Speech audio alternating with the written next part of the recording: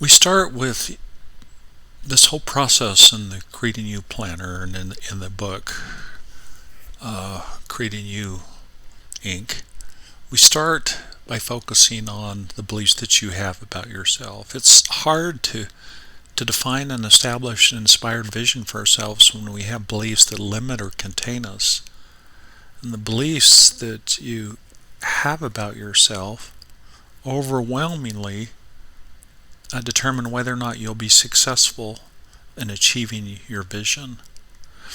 And it's interesting, some of the very top performance experts, they insist after working with many of the top performers in the country, that 80% of success comes from having the right mindset, and only 20% comes from what they call the mechanics. So limiting beliefs, they tell you that you can't become who you yearn in your soul to be, that you're not good enough, that you are stuck in your situation, and that you can't pursue your dream because you will fail. And they are the negative stories that we keep telling ourselves. You may have been hurt and wronged by others in serious ways countless times. The problem is most of us are inclined to replay those stories over and over again, and they haunt us, and the memories get deeper and deeper, and that can be extremely unproductive. Examples of beliefs that limit people include: I'm not smart enough, I'm not talented enough, I'm destined to fail, I keep failing, so what is the point? People don't like me, I'm too fat or too skinny, I'm not attractive enough, others are more important than me, I'm too shy or introverted, I'm not confident, and the list can go on and on. But here's the deal. You're not alone if you have those limiting beliefs. And some of the most inspiring people are individuals that had overwhelming limiting beliefs. And they also had trials and failures and weaknesses and pain. And Abraham Lincoln was one example. His life was full of challenges. He considered giving up many times throughout his life. His friends said that he felt like committing suicide often. And Abraham Lincoln ended up becoming one of the greatest presidents in the United States. He led the nation out of the Civil War. And if you think about it, the Civil War was one of the most dangerous crises of our country. It was a very personal war. We were fighting against each other. In some cases, families fighting against family members, brothers against brothers, and so forth. And Lincoln, he helped the country to embrace higher values and begin the process of ridding itself of the evil sin of slavery. And as you look at Lincoln's life, he experienced tragedy early in his life and throughout his life. At the age of 9, for instance, he lost his mother. If that wasn't enough, he and his 11-year-old sister were left alone for months in the cabin, and while his father went to Kentucky to find a new wife. And the children had very little to eat other than dried berries. A neighbor once checked on the children and reported that they were terribly skinny, filthy, and the house was in terrible condition. At 19, Abraham lost his best friend and his older sister, Sarah. She was his anchor. That was hard. Abraham later fell in love with Anne Rutledge, and she died of a fever, and her death was devastating. Later in life, Abraham lost his son Willie, and that, as you read his journals, was just so hard on him. So Lincoln struggled with limiting beliefs, with overwhelming depression, but he learned to overcome those in time. And this involved learning to better master his emotions, and his ability to be able to master his emotions was critical as he facilitated, negotiated, and helped people through challenges.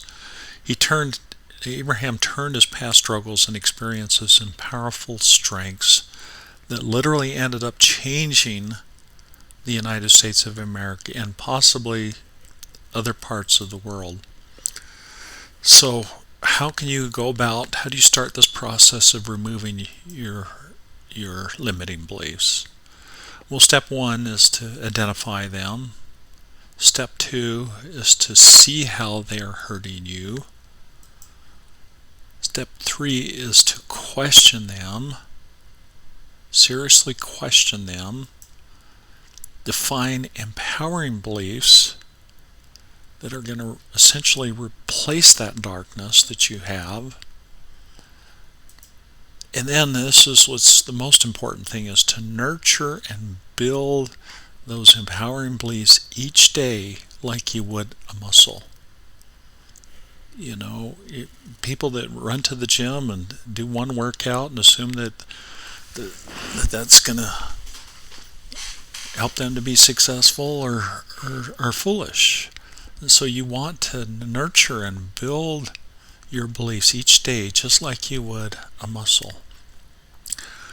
And removing your limiting beliefs involves defining new habits for yourself that align with the vision that you have, and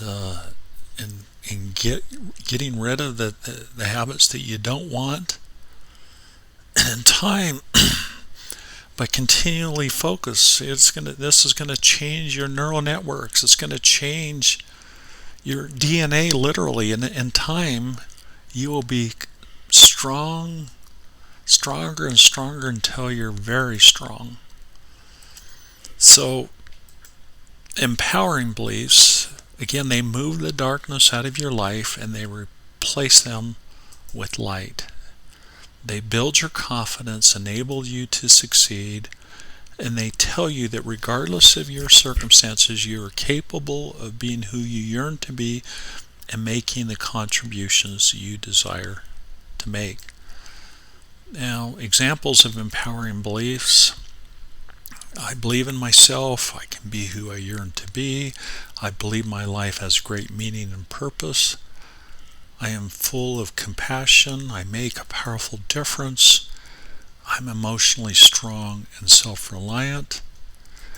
Initially when you define your desired empowering beliefs, in some cases they might be the opposite of your limiting beliefs.